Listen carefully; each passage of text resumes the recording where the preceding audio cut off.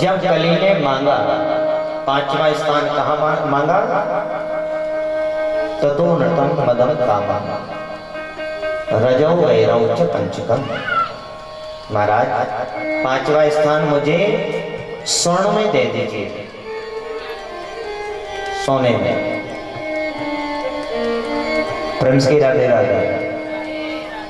अब सोने में किसका वास है? कली का वास है।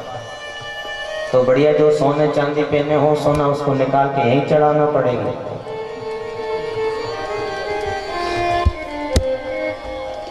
इधर वेद में कहा है कि धातु नाम कंचनम अस्मि। स्वर्ण में तो भगवान नारायण का वास है। तो गुरुदेव भगवान स्पष्ट करते हैं, सूत जी महाराज, कहा कि जो अनीति से कमाया हुआ जो स्वर्ण होगा, जो चोरी किया हुआ स्वर्ण होगा, जो अधर्म से कमाया हुआ स्वर्ण होगा, कली उसमें तुम्हारा वास होगा। आज के समय में कहें तो ब्लैक मनी। जब ये स्थान दिया,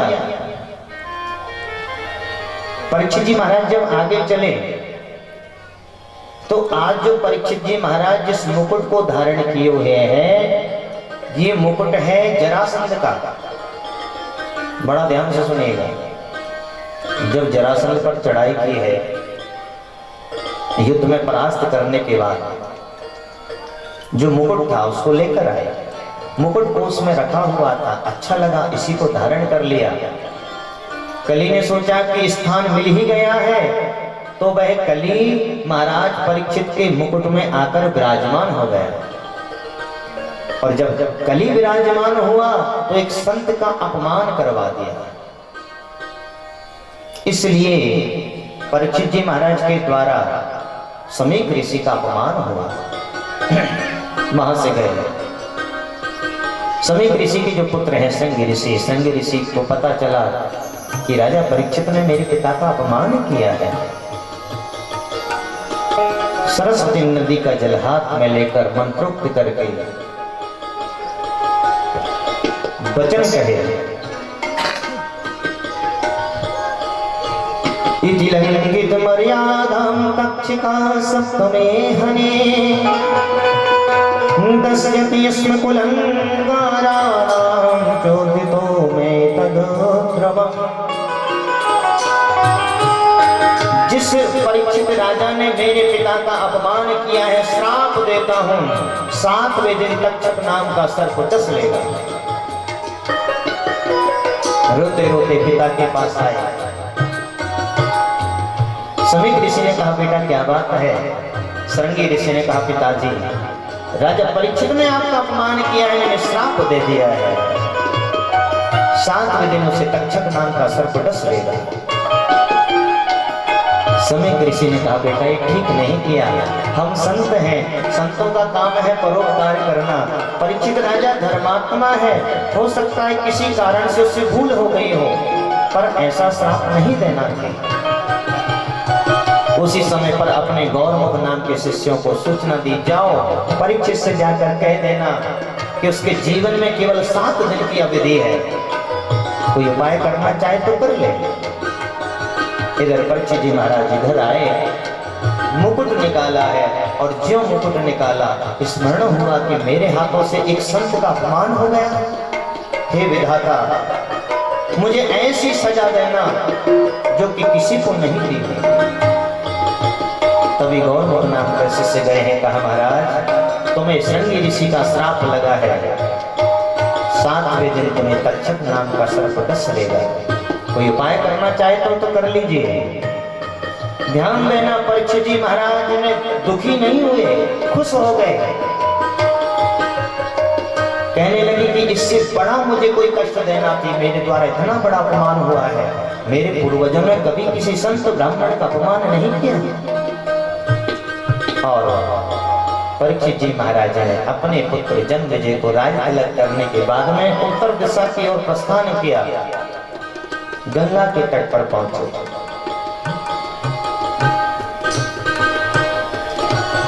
क्यों पहुंचे हैं? अपना मोक्ष संवारने के लिए।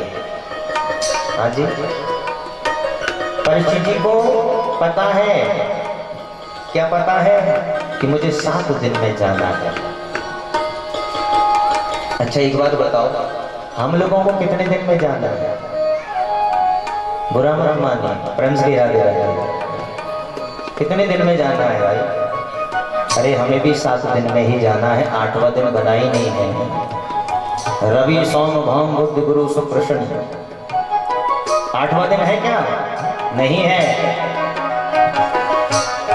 कथा संकेत कर रही है, हमें भी ये पता है कि हमें भी जाना है और 7 दिन में ही जाना है। 8वां दिन बना नहीं है तो हम भी अपना अपना मोक्ष को संभालें, धर्म करें, यजन करें, भजन करें, तब करें। परीक्षित जी महाराज का जब पता चला, संत महात्माओं ने दौड़ लगाई है। एक धर्मात्मा राजा को श्राप लग गया है, सभी दौड़ पड़ते हैं। गंगा के तट पर मानो कि मेला लगने लगा है। परीक्षित जी महाराज प्रत्येक संत महात्मा ब्राह्मण से एक ही प्रश्न करते हैं। क्या प्रश्न करते हैं? अतः प्रक्षामि संसिद्धिं योगिनां परमं गुरुं पुरुषस्य यत् कार्यं म्रियमाणस्य सर्वदा म्रियमाणस्य सर्वदा। कौन सा प्रश्न किया है? देखिए ये प्रश्न केवल परीक्षित जी का ही नहीं है, ये प्रश्न हम सबका है। अतः प्रक्षामि संसिद्धिं योगिनां परमं गुरुं। कहते हैं कि हे संत महात्माओं, मुझे बताइए कि मरने वाले पुरुष को क्या करना चाहिए? जिसको पता है कि मुझे अब जाना है, क्या उपाय है, क्या साधना है, क्या नियम है, क्या करना चाहिए? कोई कुछ बताता है? फ्रेंड्स की राधे राधे। हमारे यहाँ भी बहुत पंथ है ऐसा। किसी ने कहा एकादशी पहली वाली करो, किसी ने कहा बाद वाली करो, कोई कहता है गोबर से नहाओ, कोई कहता है साबुन लगाओ। पर परीक्षित जी महाराज अपने मन का करते हैं, मन में संतोष नहीं होता। बैठे हैं, विचार कर रहे हैं, कोई ना कोई तो मेरे जीवन में सद्गुरु आएगा जो मुझे ज्ञान देगा, मार्गदर्शन करेगा। तभी उसी समय पर 16 वर्षीय एक अद्भुत संत का दर्शन होता है। तत्राद्भवत् भगवान व्यासपुत्रो यदक्षया गामटनोऽपेक्षा अलक्षलिंगो निजलाभतुष्टि व्रतस्य बालो रवदूतवेशः। सुंदर स्वरूप उस बालक का, सारे शरीर पर वस्त्र नहीं है, केवल 2 अंगुल लंगोट लगाए हुए हैं। अवधूत वेशः। और ज्यों वह 16 वर्ष का जब बालक आया, संत महात्मा खड़े हो गए, स्वागत किया।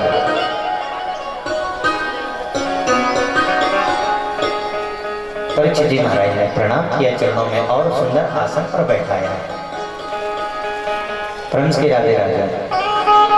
सोनक जी महाराज ने फिर पूछा, क्या पूछा कि महाराज ये 16 वर्ष का बालक आया है, सब लोग खड़े हो गए हैं, वहां पर कौन कौन बैठे हैं? श्री व्यास जी महाराज हैं, व्यास जी के पिताजी पाराशर जी वहां विराजमान है।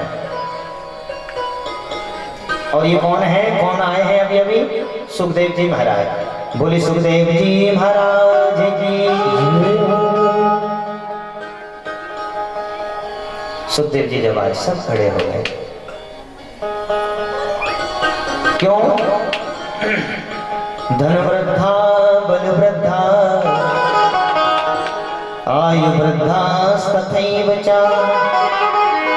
ते सर्वेपि ज्ञान वृद्धा किं करासि किं करा।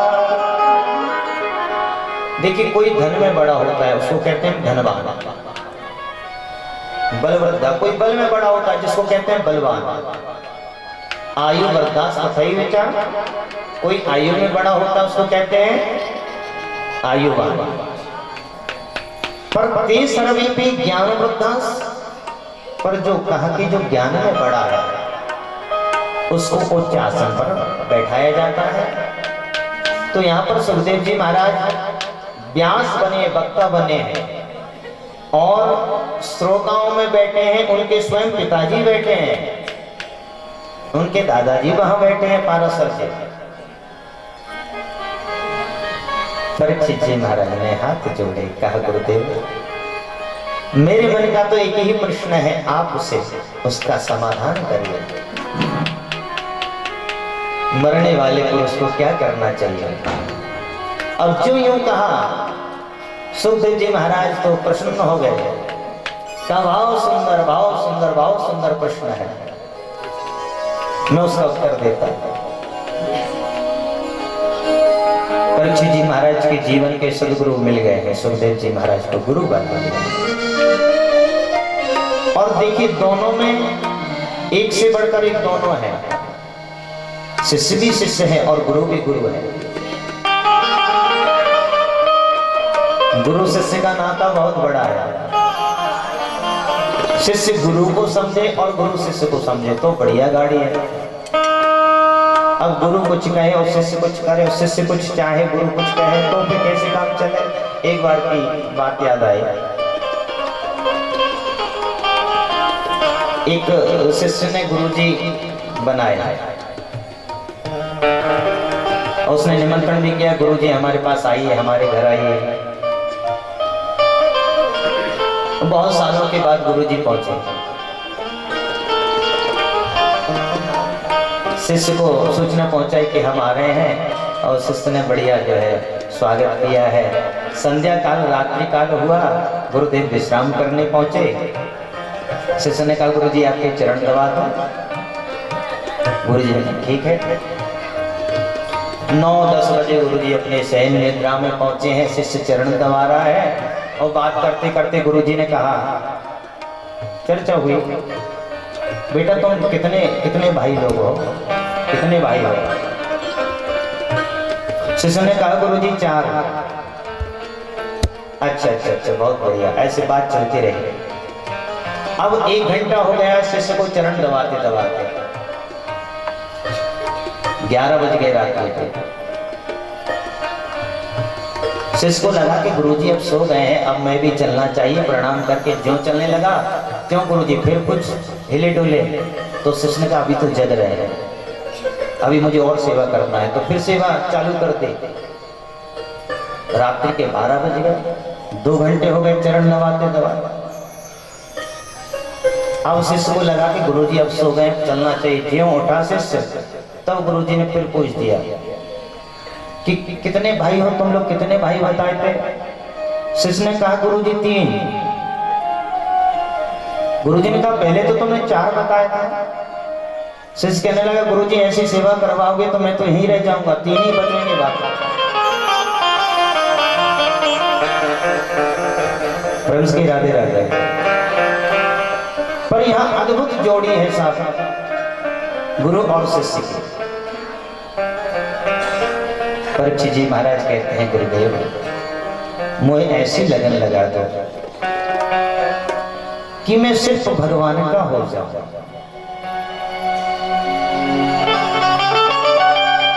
आइए हम भी अपने अपने गुरुदेव से यही निवेदन करेंगे।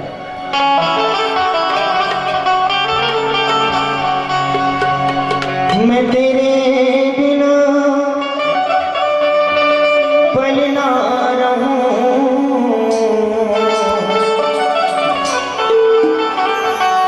मोहे ऐसी लगन तू लगा दे,